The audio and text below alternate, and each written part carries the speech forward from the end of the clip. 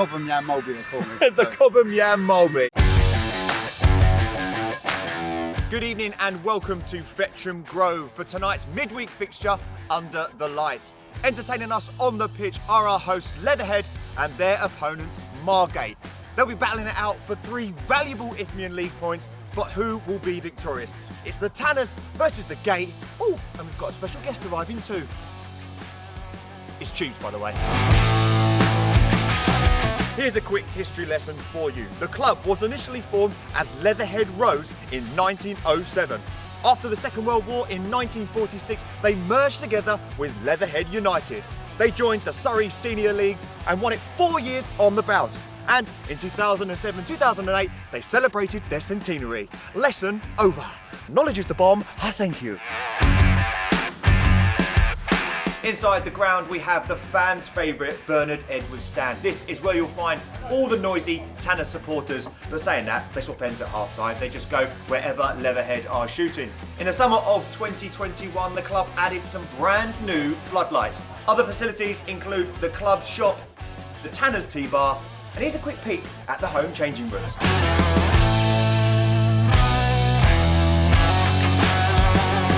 The capacity here at Fetcham Grove is 3,400. Another night and another non-league dugout. This is Leatherhead FC's. It's built on a concrete foundation with the green metallic structure. We've got plenty of perspex throughout with a lovely little addition of the stickers LFC at the back. What I do like about this dugout is the safety measures. They've got plenty of foam so our substitutes do not bang their head. And a lovely touch from the club, remembering former chairman Tim Edwards. As for the seats, we have got 12 primary school chairs with their legs cut off, resting on a nice, strong metallic structure. This leads out onto our technical area, and it's actually quite big. It's different to the grass, it is AstroTurf, and this is where you'll find new gaffer Luke Tuffs. Speaking of gaffers, we have got another manager cliche, and this one is sent in by Daniel Heckenbotham. And it's not an original, it's one that he's found said by former Premier League manager Graham Taylor. Hey Lino, the referee's got me the sack. Thank him ever so much for that, won't you? Keep sending in your manager cliches in the comments section below. And why not include your favourite manager's quote like Daniel did. And as always, we will continue to perform them in our favourite non-league dugout. Leatherhead Town is in the Mole Valley district of Surrey and is beside the River Mole, which is indicated on the club's crest with the waves. The swan is taken from the coat of arms and represents the river and other waters in the surrounding area. Hi, I'm Luke Tuffs and I'm the manager of Leatherhead Football Club. Luke, new job. What was the interview process like? Oh, very difficult. They had, I think it was 50, 60 applicants. They had a load of questions. We were in there for about 2 hours. And I think they marked it on points, I think it was. But yeah, I've managed to get the most points somehow. What was the first thing you did when you got the job? We looked at the squad, we looked at what we had, we looked at the dressing room, we looked at the atmosphere around the place. So we've taken over a team that are 11 points adrift at the bottom of the league, which is going to be no easy ask. How big a challenge is it to get players to come in during this part of the season? I think it's quite simply some players are going to go a bit too much for top order to stay up. So like, do I want to be in a relegation fight? Do I want that to my name? And even the best players that step forward, which is where you go to get the young, hungry players looking to come up. When you're in a situation where you're going to come down, or they think you are, and they're thinking, well, I've got a chance of getting a playoff medal around my neck, they're not going to come in. For you personally, a step up in level, how much are you enjoying it? So fun being at this level of football. Yeah, obviously, look, the quality of players we've got, like, it's a privilege to be around players like this. It's a privilege to be have a management team around me like what we've got, and most importantly, it's a privilege to be at a football club like this, a fan base here. Like we took 300 people to an away game. Like we get 500, 600, 700 at home games, and that's absolutely amazing, mate. It's absolutely amazing, and to be a small part of a club like this, and to do your best for it, and hope to improve it and add value, even by the smallest percent, is a real honour. And finally, has Gareth Ainsworth got back to you yet? No, he has not. But you need to chase that up for me. Honestly, he's absolutely pied me. Don't blame him. Welcome to Ref Cribs. Check out these facilities. We've got the ensuite toilet with the accompanying shower. Let's meet the men in the middle. Evening, Michael Smith. Tom Lathy. I'm Philip Jones. Here's Michael's packed lunch. Haribo's to share, a still water, and a fresh bunch of bananas. On to the essentials. He's packed the yellow and red cards, multiple whistles, and a match ball. You know what they say, failing to prepare is preparing to fail. Have a good game, lads. Quickfire facts. In 1974, Leatherhead reached the 4th round of the FA Cup, where they played Leicester City at Filbert Street. Despite going 2-0 up, unfortunately, they lost the game 3-2. But I bet it was a great day out. Quickfire facts. In the 2015-16 season, the club pulled off the Great Escape under the managerial guidance of my good friend, Jimmy Bullard. In one of the last remaining games, they beat big spenders Billericay, and they celebrated the win in style.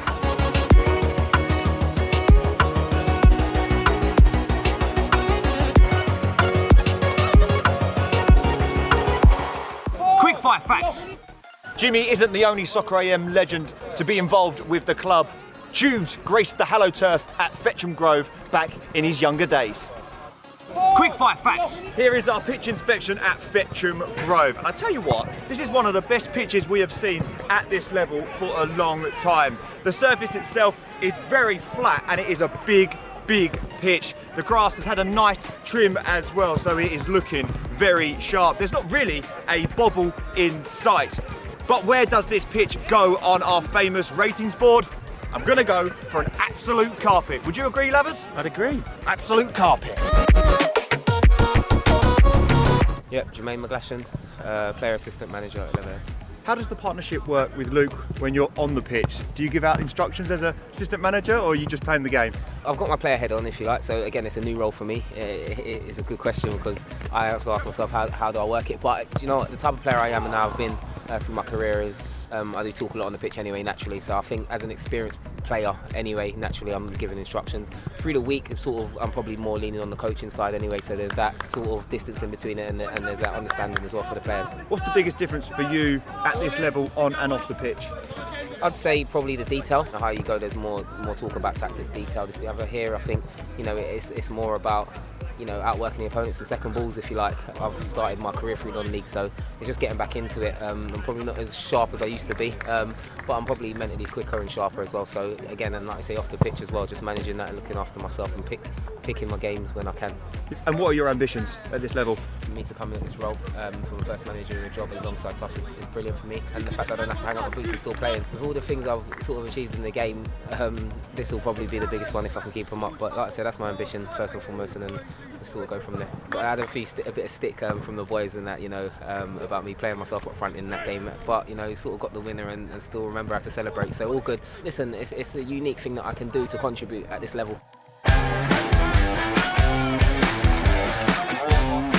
Good, if you need one more, do one more, okay? Good. Straight in, that's off, straight in. Last one, do. Make sure it's positive, yeah? Come on in, boys. Come on.